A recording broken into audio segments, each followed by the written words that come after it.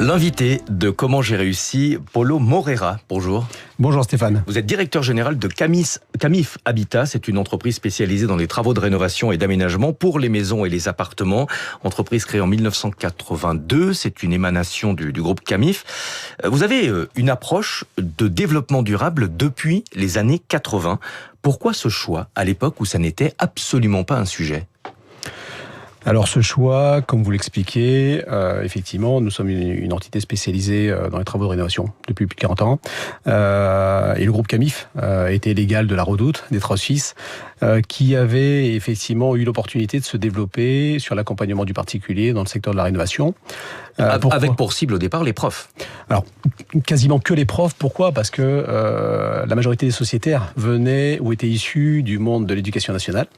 Et en fait, on s'est retrouvé à la croisée des chemins, et je dirais une belle croisée des chemins, puisque ces instituteurs ont quand même un petit bagage intellectuel.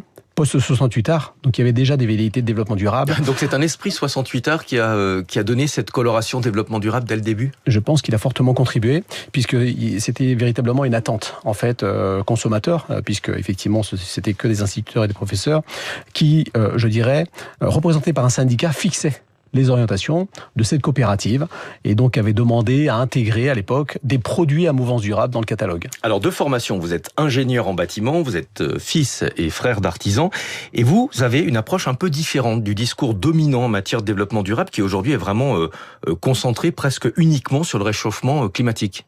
Alors, oui, vous avez raison. Alors moi, j'ai eu la chance d'avoir un parcours inversé en fait. Je suis fils et frère d'artisans, donc j'ai commencé par les travaux, étant très jeune. Puis effectivement, j'ai une formation d'ingénieur. Et j'ai commencé ma carrière dans un gros bureau de contrôle, Socotec, où j'ai été baigné dans l'environnement réglementaire et normatif avant de rejoindre un cabinet d'architecture où j'ai travaillé sur la conception. Donc j'ai fait de la conception. J'ai fait de l'environnement réglementaire et normatif et de la réalisation. Et pourquoi vous avez une approche différente du discours dominant aujourd'hui ?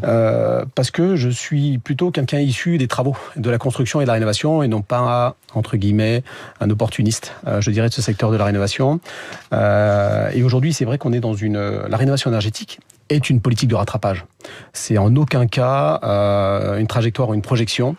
Moi, je suis plutôt effectivement un fervent défenseur du développement durable, parce que si on veut le résumer de manière assez simple, la rénovation énergétique, en fait, c'est pas une finalité. C'est un outil. Changer ou remplacer ou installer des nouveaux isolants, remplacer un équipement de chauffage, remplacer un équipement de production d'eau chaude, ce sont des moyens. C'est pas une stratégie. Vous dites que tout le monde devrait visiter au moins une fois dans sa vie un centre d'enfouissement des déchets. Pour quelle raison ? Parce que ça marque. Déjà, ça marque effectivement ce qu'on appelle une alvéole. Vous imaginez une tablette de chocolat retournée. Et en fait, généralement, dans un centre d'enfouissement, vous en avez une ou deux ouvertes.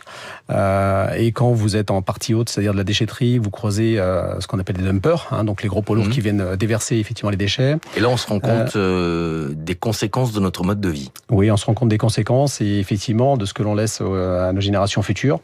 Et aujourd'hui, je pense que ça aurait un impact considérable dans notre gestion des déchets et dans l'éco-circularité que l'on voudrait, notamment dans les équipements. On va parler de Camif Habitat, l'entreprise fonctionne bien. Depuis 1 an, notamment, vous avez enregistré une nette augmentation de votre activité. Pour quelle raison ?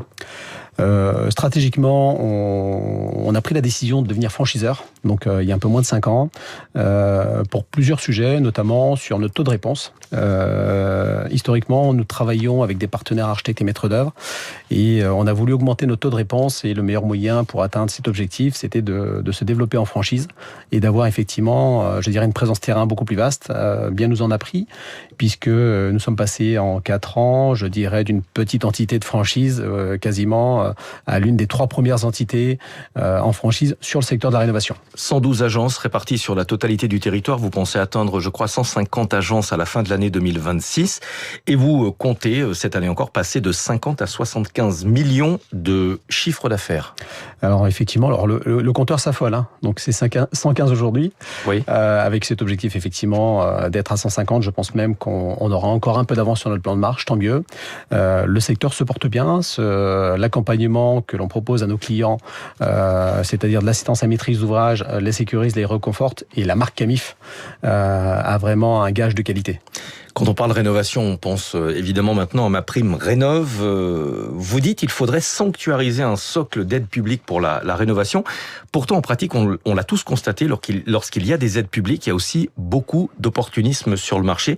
On a tous été harcelés, notamment au téléphone, par des sociétés qui nous proposaient des travaux de rénovation énergétique. Est-ce que vous avez l'impression que le ménage a été fait dans ce secteur ? Je pense pas. Je pense pas, il nous faudra un peu de temps. J'ai bon espoir qu'effectivement, même si ces incitations et ces aides, c'est une politique de rattrapage en fait. C'est pas une stratégie. Mais est-ce qu'on aurait pu faire mieux sans cette politique de rattrapage ? Je sais pas. Peut-être pas. Mais il n'empêche qu'il faut avoir plutôt aujourd'hui, maintenant, une orientation plutôt durable, d'analyse du bâti, de sa durabilité, de son adaptation, pour pouvoir répondre à nos enjeux, je dirais, à horizon 2050. Il n'empêche que aujourd'hui, on attend les chiffres de l'ADEME. On nous annonçait 200 ou 250 000 rénovations en 2025. Si on se focalise sur les logements classés en étiquette D, E, F et G, c'est 27 millions de logements. 27 millions de logements.